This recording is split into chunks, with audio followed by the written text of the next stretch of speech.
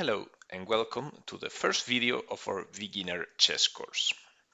Here we will learn the rules of chess so that by the end of it you can play a full game without getting any surprises on any special rules or moves that are not allowed. The rest of the videos in this course will be concerned with how to play good chess, how to improve at chess, but here we will just learn how to play. So in this board you can see a white king and a black king. Moving the king is pretty easy. It can go one step in any direction we want. So these squares over here would be allowed for the white king, and the same for the ones around the black king. So let's take some turns to make some moves. We can move the white king over here, and black would reply there. We can come back, and we play a few more moves. You get the idea, just one step, any direction we want. Moving on to the rook, it can go forward, backward, left or right, as many squares as we want. So no diagonals, but we can move more than one square in a single turn. Similarly, we have the bishop, which is the same as the rook, as many squares as we want, but we won't move in straight lines. We will move through the diagonals. So here you see this bishop can go to all of these squares painted in blue. And now that we know the rook and the bishop, the queen is pretty easy because she can play like a rook, as you see in the square circled in green, or like a bishop with the square circled in blue. So it combines the movements of the two pieces. So that's good enough for an empty board, but we need to learn what happens when two pieces interact. So let's talk about obstacles. Here we have this rook, and as we already know, it can move to the left as many squares as we want. It can come down these two squares. We can move one or two squares to the back. And now to the right we have a problem because we have a friendly pawn in the way. We have a white pawn. So the rook cannot access this square. We cannot capture our own pieces. So the rook would be able to come here, but this square circled in red would be unavailable, and so would be all the ones that are beyond the pawn. So no going here, no going here. To the front is a bit of a different story. Of course, these two squares are allowed, and we are allowed to capture the pawn. So we would move the rook there and remove the enemy pawn. But the squares that are beyond the pawn would be inaccessible. We have already learned how the king, queen, rook, and queen move. Now let's go to the knight, which is a bit of a special piece because the rules we just explained about obstacles don't really apply. So the basic movement of the knight, for example, this white knight over here, would be in L or J shaped in a 2x1. So we can move two squares right and then one up or one down. So these two squares would be allowed. You see this rotated L shape. Or if you go forward and right, or two forward and left. Similarly, two left and forward, two left and backward, or two backward and left, two backward and right. So you see, on an empty board, these 8 squares would be available. Note that it's a knight on a white square, can move to all these different black squares, and always in this shape of 2x1, so 2 to the right and backward or forward, with this turn, this L shape in the movement. However, in contrast to what happened to the other pieces we saw, the knight can jump over obstacles. So this knight here that would seem to be trapped on the corner, let's say white moves his knight here, and now it's black's turn, and this knight can jump over the enemy pawns, so he'd be able to go over here, for instance. On the other hand, this jump is not allowed because that would mean capturing our own rook, so that's still not allowed. A knight can capture enemy pieces just as it moves and jump over his own or enemy pieces, but it's not allowed. It's never allowed to capture your own piece. So this would be a valid move, And now white can come 2 squares down and to the right to capture here, for instance. And we can add some more moves like knight here and knight here. And now what's a smart thing that black can do with his knight? He can, of course, capture the enemy knight. Moving on to the pawn, we have some weird rules again. So it's not really as straightforward as the first pieces we saw. So the regular move is easy. Pawns will move 1 square forward. So for instance, this pawn over here can move 1 step ahead, never backwards, always ahead. So for black, since they are playing on the other side of the board, moving forwards would be like this. An extra rule is that when the pawns are on the second rank, so this would be these squares over here, which is where they start the game, as we'll see in a little bit, and these squares in blue would be for the black pawns. When we are in this line, in this second rank, we can move 2 steps instead of 1. So this would be allowed, and for black, this would be allowed. Another special thing about the pawn is that it doesn't capture the same way it moves. So when we saw the king and the queen and the rook and the knight and the bishop, the movements and the captures were the same thing. So a knight would capture the same way it moves if it lands in a square with an enemy piece. This is not true for the pawn. For instance, this pawn cannot capture the black pawn over here. When we want to make a capture, we do it diagonally. So, for example, this pawn in the central square can capture this way. Of course, instead of capturing, it would also have been allowed to just push forward like this. But for instance, you can see that this pawn in the side of the board is blocked because it cannot move forward anymore. It would have to capture something here, but this square is empty, so it cannot capture either. This means this pawn has no moves available. Now let's take a quick look at how the pieces are placed on the board when we start the game. So you see all the pawns on the second rank. Then starting from the corner, you have the rooks on the corners on both sides. We have then the knights next to the rooks, and then the bishop. In the center, we have the queen and the king. And it's important to note that the white queen starts on a white square, meanwhile the black queen starts on a black square. And of course, the opposite is true for the kings. Also note, and this is sometimes a common mistake, that the bottom right square is white, a light colored square. And the same is true for our opponents. As, if our opponent was sitting across us, they would also see a light square on their bottom right. So now it would be a great moment to just mess around because we already know how the pieces move.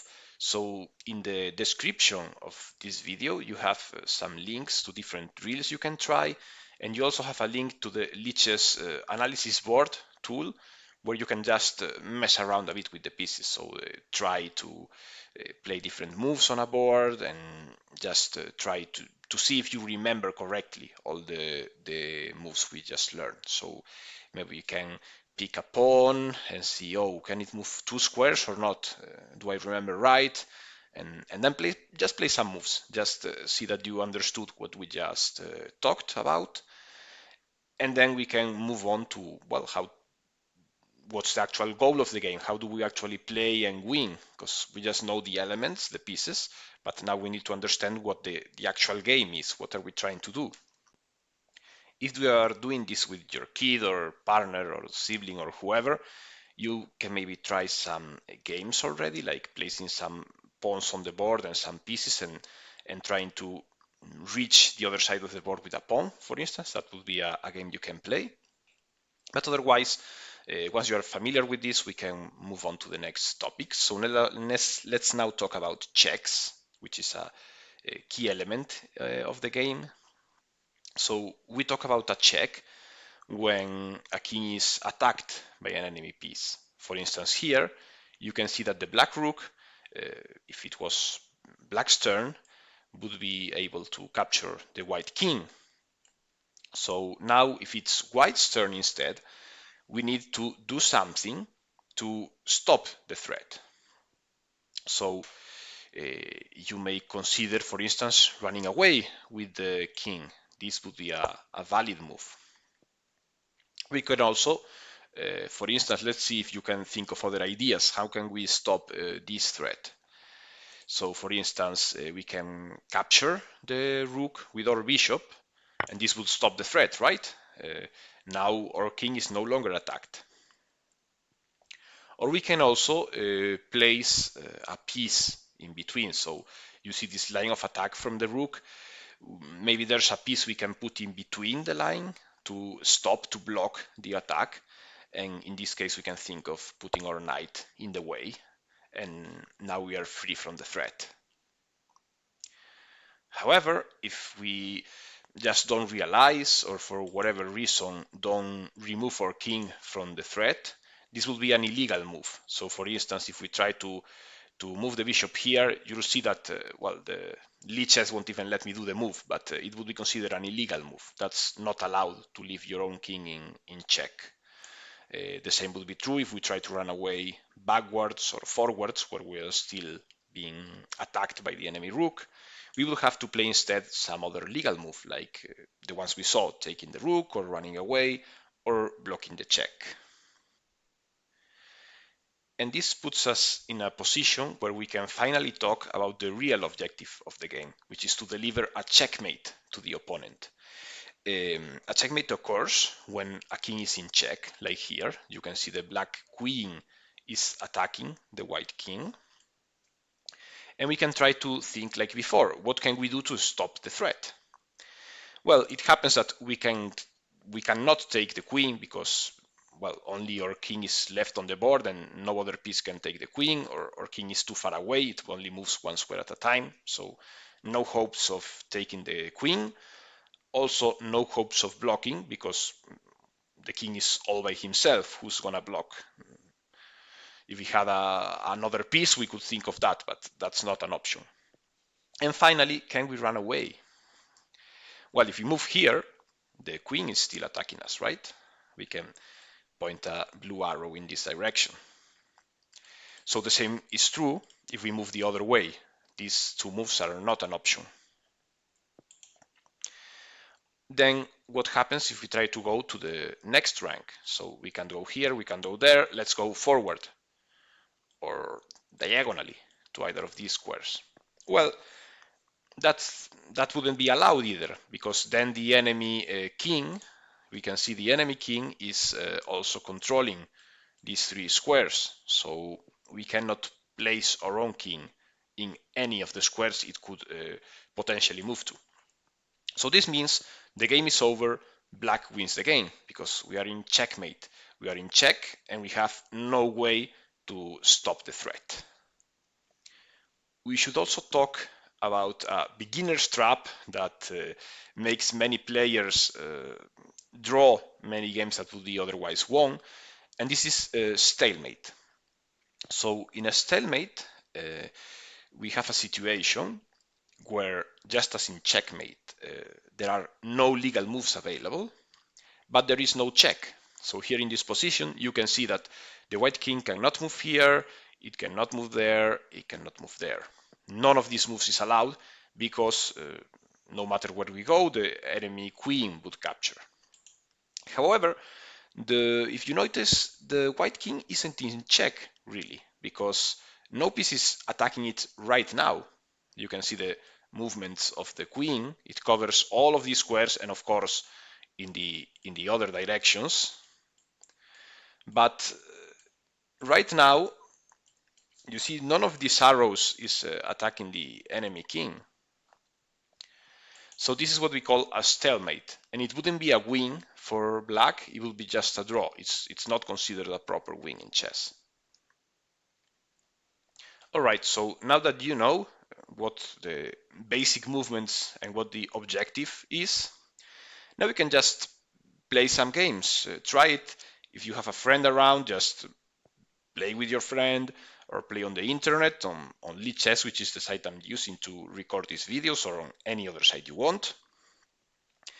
And you'll see that from time to time you see some special moves that we're going to talk about now, and maybe if you don't know them, they will surprise you. But for the most part, you can already play the game and just have some fun messing around. So let's move forward to those special moves we just talked about. And let's start with pawn promotion. So here you see a white pawn, it's on the 7th rank, it's about to reach the end. If we moved it here and it stayed, then since pawns can only move forward, it would never be able to move again. So the game rewards reaching the end of the board with a pawn by allowing you to change it for a different piece. So would you be able to change your pawn for a queen, rook, bishop, or knight? Of course, you cannot have a second king. That would mess up the game.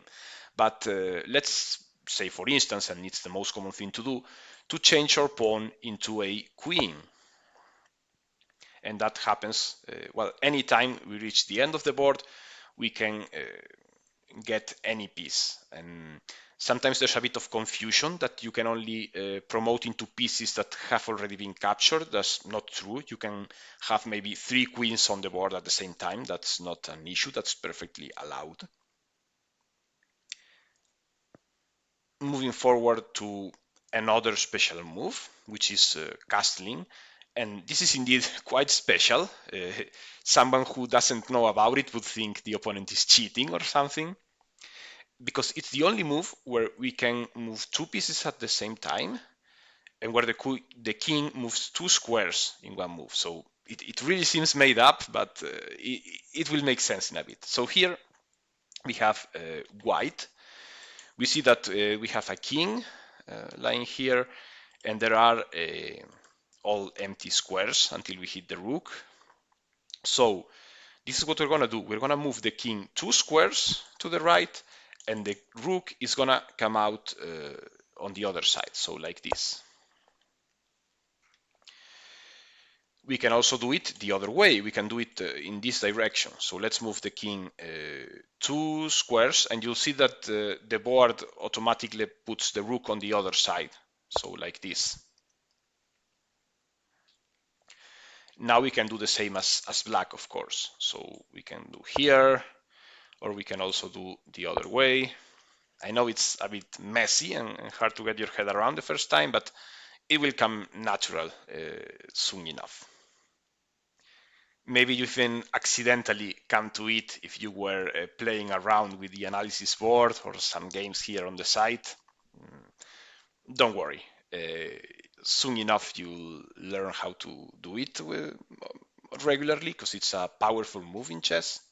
But there are also some limitations. So we've already seen some of the limitations. For instance, if there was a piece standing in between, then of course castling wouldn't be allowed. So if there was a piece in any of these squares, so we wouldn't be allowed to castle into that side. Let's say we play knight back and black castles. Now we can only castle this side. We can no longer castle on top of the knight. And there are other limitations. So for instance, in this position, well, it's obvious that black cannot castle to this side, because then the bishop would be attacking the king. So as we talked about before, you cannot leave your own king under attack when we're talking about checks. So bringing the king over there would be an illegal move. But the black king cannot also castle to this side. Why? Because it will be stepping on a square that is attacked by the white bishop. So we have this rule that castling is not allowed if that happens. So no castling to this side, because the bishop is standing in the way, or is attacking the way. If this was the square that was being attacked, there would be no problem, because the rook can jump through an attack square, but the king cannot. Similarly, we cannot castle if we are in check. So if we are playing here as white, We are not allowed to castle right now on either side because there's this bishop here pointing at our king directly. So we will have to play some defensive move. For instance, we can play like this, and on the next turn, if the bishop, for instance, goes away, then we can castle this side, for instance. And there are still more rules. So if the king has already moved before, then it's not allowed to castle. Let's say we play this to remove ourselves from the check, and now the bishop goes away, and we go back, and black plays whatever. Now we cannot castle either, because we already moved the king, so we cannot castle this way, and we cannot castle that way. The same is true if we moved the rook. So let's say black now is gonna move, well, it's white's turn, so let's play any move. And now black plays here, and let's retreat with the bishop and come back. So now castling this way is not allowed either. So let's say if black plays this, if white plays this, black cannot castle this way because this rook has already moved. Maybe later on we can castle the other way. So let's say, let's add some random moves. Don't even think too much about them. Now black, since this bishop is no longer attacker there, black is allowed to castle this way. Why? Because even though this rook has moved, this one hasn't. So it's fine to castle like this. Either way, I know this is complicated. Fortunately, if you play online, the site will tell you if you are allowed to castle or not. So this can help a bit until you've internalized and figured out all the rules. So let's move to the last one. And this is pretty surprising sometimes too, but yeah, it's important to know. It doesn't happen as often as castling or pawn promotion, but it happens in some games. So let's imagine we're in this situation when we are the white pieces. So if we push this pawn one square forward, black would be allowed to capture it, right? So far so good. But now let's imagine we move the pawn 2 squares forward instead. This would enable the special moves of en passant. So en passant, which is French for while passing, is referring to the fact that black can take this pawn as if it was passing through. So we capture on the previous square. We do the same thing we would be able to do if the pawn had moved just one square forward instead of two. So like this. You see the white pawn has disappeared, and the black pawn is standing in the same square as if you had played just one square push. So the same end result if it does a 2 square push. It's important to note that this can only happen on the very next turn. So if we push the pawn 2 squares forward and the black king moves and now the white king moves, now en passant is no longer available. Okay, so it's been a long list of rules, but I hope you can now play a game with your friends, family, online, anywhere you want. You are now ready to play a game of chess. In the next videos, we will be trying to get the most out of our game. So trying to play better and better every time, learning new strategies and how to find out tactics and some principles. But you can simply now just try and play and get familiar with the rules until they become second nature to you.